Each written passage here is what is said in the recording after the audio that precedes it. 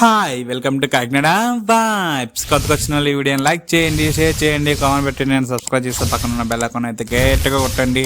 మనం ఈరోజు అయితే జాక్ మూవీ రివ్యూ అయితే చూద్దాం. మూవీ రివ్యూ స్టార్ట్ చేసే ముందు చిన్న స్టోరీ అని చెప్తాను వినండి. మన హీరో రాయ్ ఏజెన్సీలో జాయిన్ అవ్వాలనుకుంటాడు.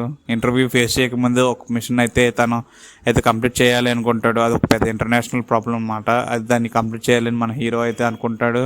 రాయ్ ఏజెన్సీస్ ఫినిష్ చేయకముందే మన హీరో అయితే దాన్ని ఫినిష్ చేస్తూ ఉంటాడు. అసలు ఆ మిషన్ అంటే ఏంటి, ఎందుకు ఆ మిషన్ కంప్లీట్ చేయాలనుకుంటున్నారు అనేది ఈ మూవీ స్టోరీలోనండి. పాజిటివ్లు వచ్చేసి మెయిన్ సిద్ధు జొన్నలగొండ అండి. తన యొక్క స్క్రీన్ అపీరియన్స్ కానీ తన పర్ఫార్మెన్స్తో కానీ మూవీని అయితే నిలబెట్టాడని చెప్పుకోవాలి. అండ్ బ్యాక్గ్రౌండ్ మ్యూజిక్ అక్కడక్కడ బ్యాక్గ్రౌండ్ మ్యూజిక్ అయితే చాలా బాగుంది.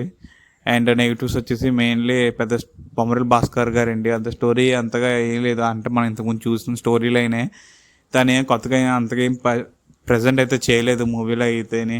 అండ్ వైష్ణవి చైతన్య గారిది అండ్ తన రోల్ అవసరం లేదు అనిపించింది నాకైతే ఈ మూవీ చూసాక. కానీ అసలు ఈ మూవీలో పెద్దగా హీరోయినే అవసరం లేదు అనిపించింది. అక్కడ వచ్చినప్పుడు తను ఒక డిస్టర్బెన్స్ చేసిన మూవీకి అయితే డిస్టర్బెన్స్ అయితే అయ్యింది. అండ్ బ్యాక్గ్రౌండ్ మ్యూజిక్ కొంచెం బాగున్నాక కొంచెం సాంగ్స్ కానీ అంత కొన్ని సీన్లు అయితే బ్యాక్గ్రౌండ్ మ్యూజిక్ అవసరం లేదు అనిపించే దాంట్లో కూడా ఇచ్చేసారు ఎక్కువగానే కదా. అండ్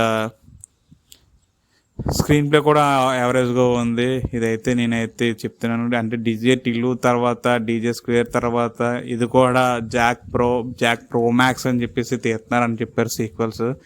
నాకైతే ఈ మూవీకి పెద్దగా సీక్వెల్స్ ఏం అవసరం లేదు అనిపించింది. నాకైతే ఈ మూవీ పెద్ద డిసప్పాయింట్ కింద అయితే ఉన్నది. మళ్ళీ సీక్వెలా అనిపించింది నాకైతేనే.